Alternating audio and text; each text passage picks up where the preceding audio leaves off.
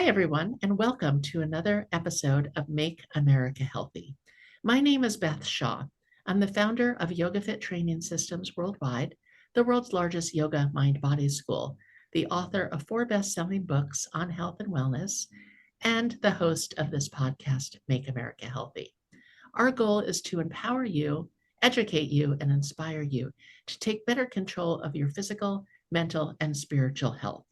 And today's show is all about spirituality and consciousness, quantum spirituality and healing. Our special guest is Peter Canova, who is a highly successful international businessman. And he had a life-changing experience and has been working on studying spirituality and consciousness ever since. He is the author of the 25X award-winning First Soul Trilogy and has contributed to Chicken Soup for the Soul. He lives in Florida, and we are so happy to have Peter Canova with us today. Peter, welcome to Make America Healthy. How are you doing today? Good, thank you. Good to be with you. Good. So this is a very interesting topic to unpack: consciousness, quantum spirituality, and how we can heal. Can you explain to our listeners a little bit about what that means generally, and then what that could mean for them? Sure. Quantum spirituality is really the approach to understanding the nature of consciousness and the nature of reality through 2 different streams, one intuitive and ancient in terms of ancient spiritual wisdom, and the other more rational, objective in terms of quantum physics.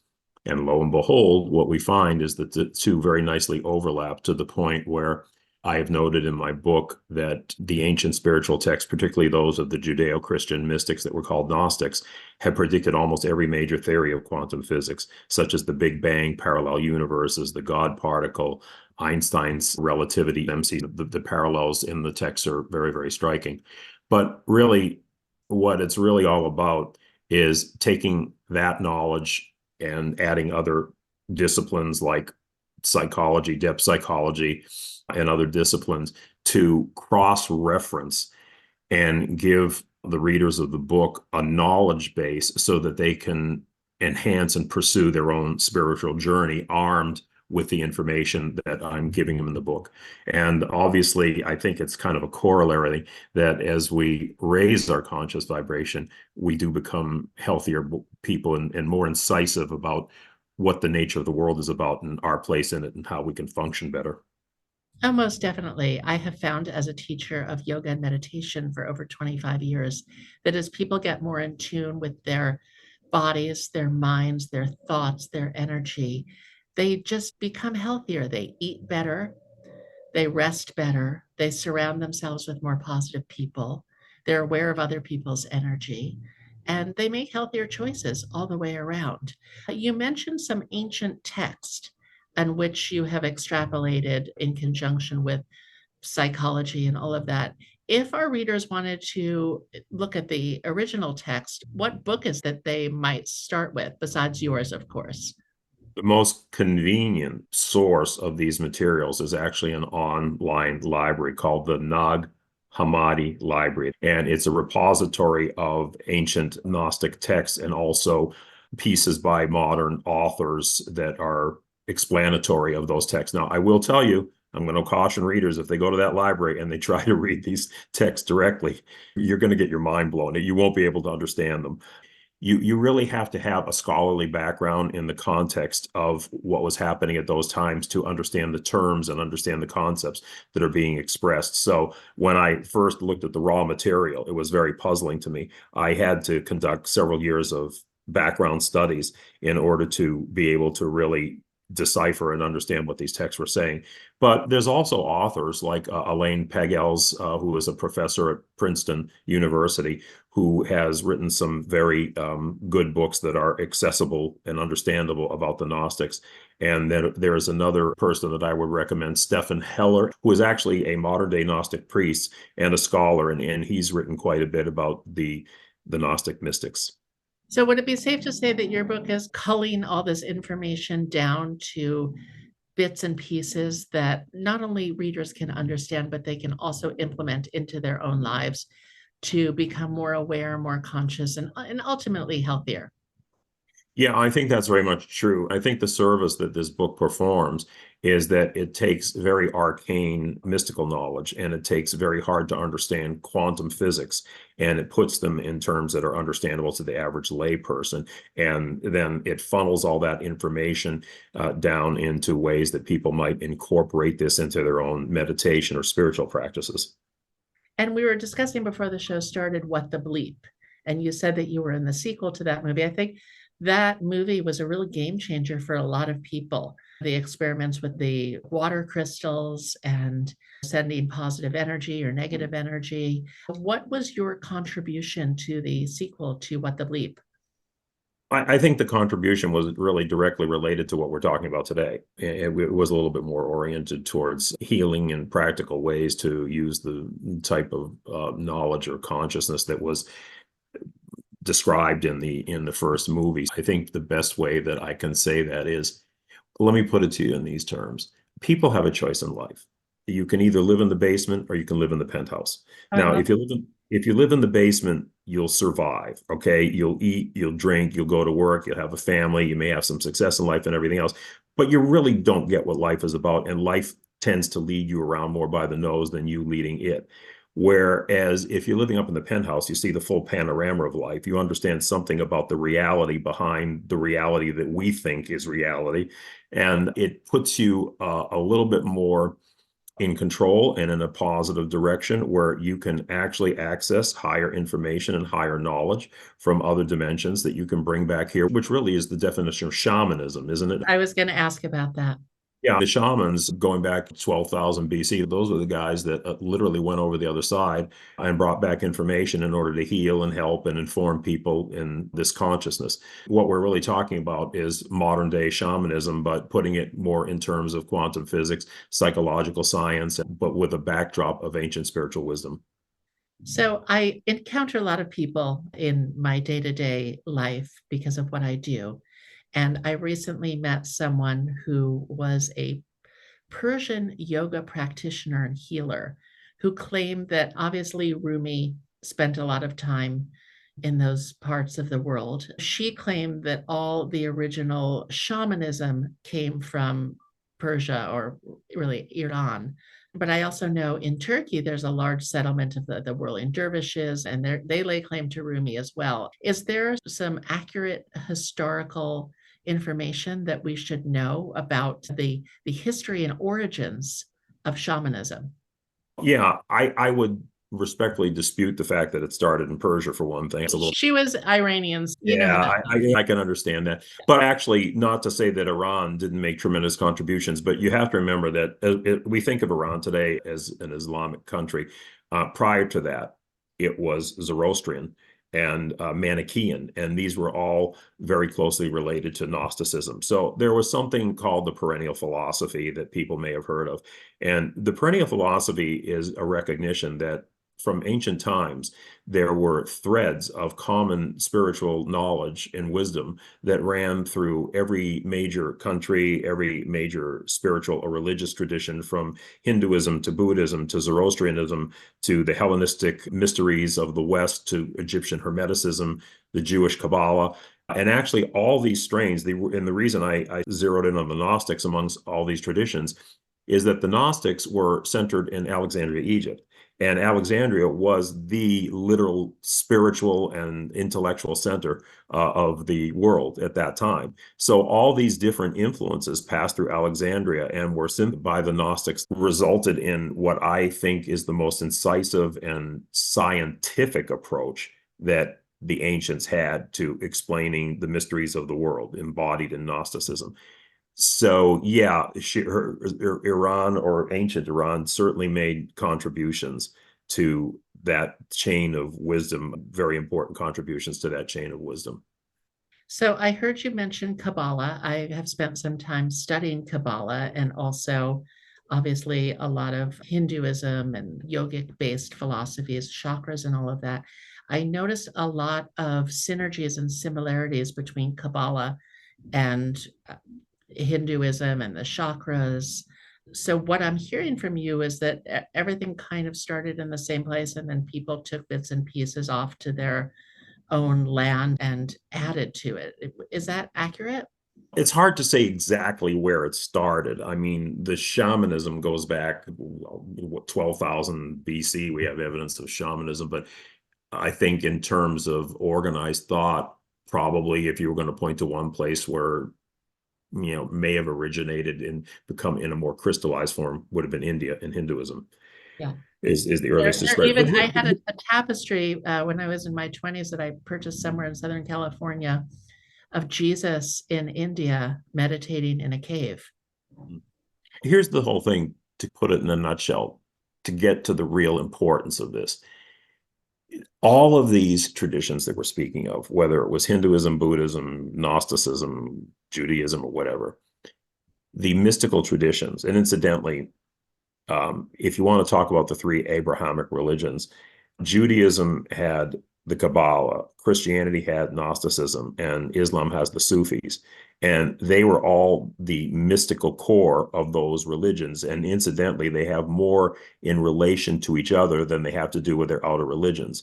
And this points back to what I said about the perennial tradition. And if we could sum up the importance of it in a nutshell, it really has to do with the origin and nature of a human being. Now, in the Western world, we've been given a very unfortunate story. And that unfortunate story was that we were the subjects or the creations of a separate creator. And look at Geppetto and Pinocchio, right? Geppetto was clearly the creator of Pinocchio. Pinocchio was the creation. Geppetto was the creator. That's what creation is all about. But these mystical traditions of all these varying cultures all said, no, that's not the way it happened. We are not creations. God, the supreme being, the supreme consciousness, didn't create anything. It emanated existence. Now, emanation means projecting of its essence. So what they were saying is that, and incidentally, you can call it God, the source, the force. I mean, call it whatever you want. It doesn't make any difference. It's all the same thing.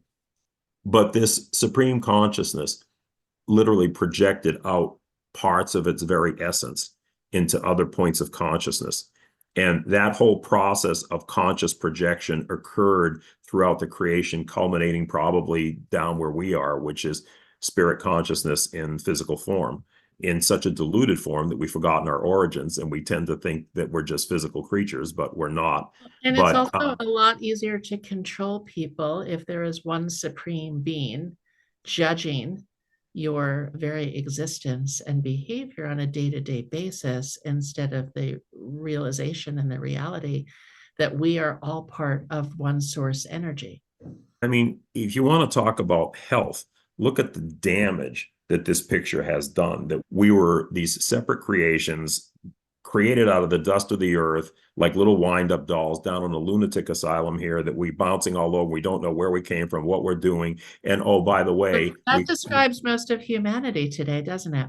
yeah, it does. And by the way, along the way, we ticked God off and we're forever trying to get back in his good graces. The whole concept of original sin, the expulsion from the Garden of Eden. So humanity is given this lowly place of these sinners that have just messed up and they're trying to make things right in light of this sort of judgmental deity. That is a tremendous psychological burden on humanity, as opposed to understanding that, no, that's not the way it was. We didn't sin like that. The only sin might be that we went to this far country from our original consciousness and entered into physical forms. And sin, the original meaning of the word sin in English, is to be off the mark. It doesn't mean to do something bad. It means to be in error or be off the mark.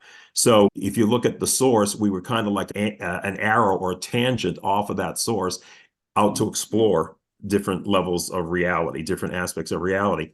What it really boils down to is that from the standpoint of what I've seen in all the different disciplines we're talking about, that humanity is actually, we're actually the fingers of God touching the face of this world. And our purpose is to spiritualize the material and bring the experience of the material back to spirit, because we are spirit in a form that spirit normally wouldn't operate in. We are spirit in physical form rather than energetic form. But we are the ones that are having that experience.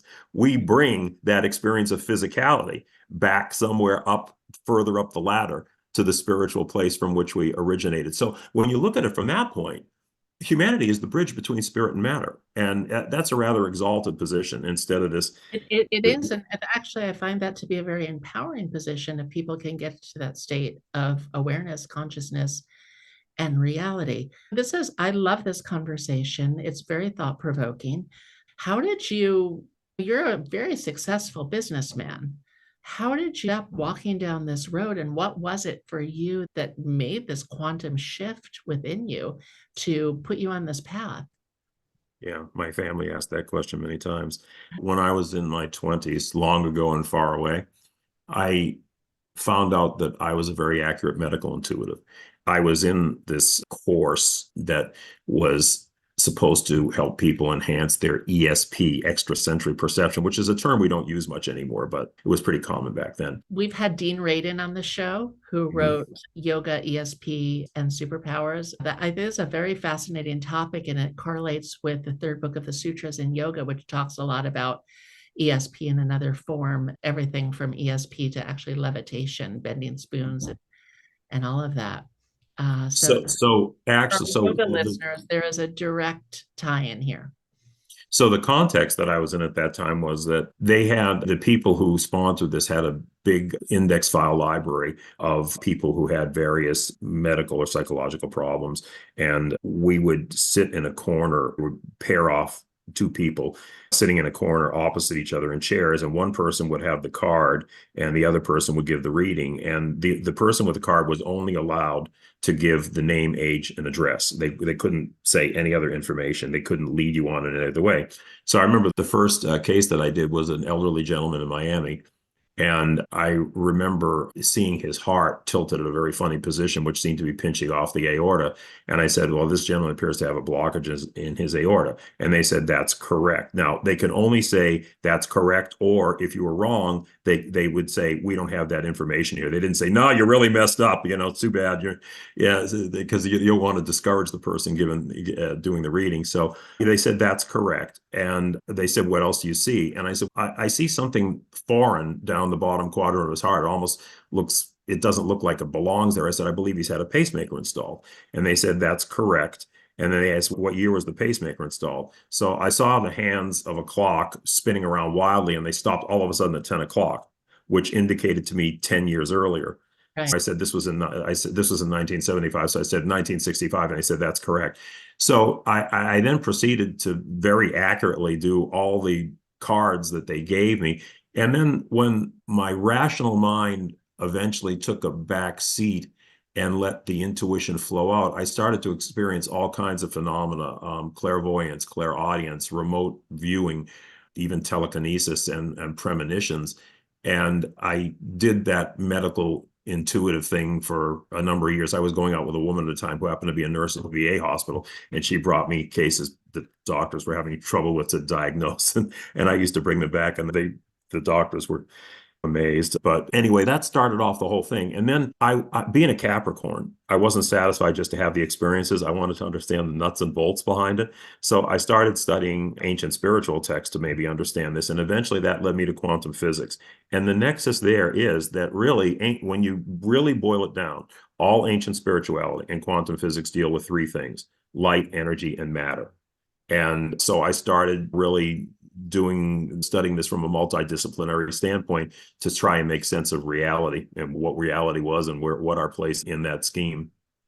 So if our listeners want to develop more of these skills within themselves, perhaps not the medical intuitive, but just being intuitive enough in their own bodies for health reasons, and obviously consciousness desire, where and how should they get started in a way that is simple daily practices? That's a very hard question, because everybody's road to higher consciousness is different. And, in my book, I always tell people, look, you're not going to follow my path. I'm just a signpost. I'm giving you an arena of knowledge. It's sort of a roadmap in the book, Quantum Spirituality.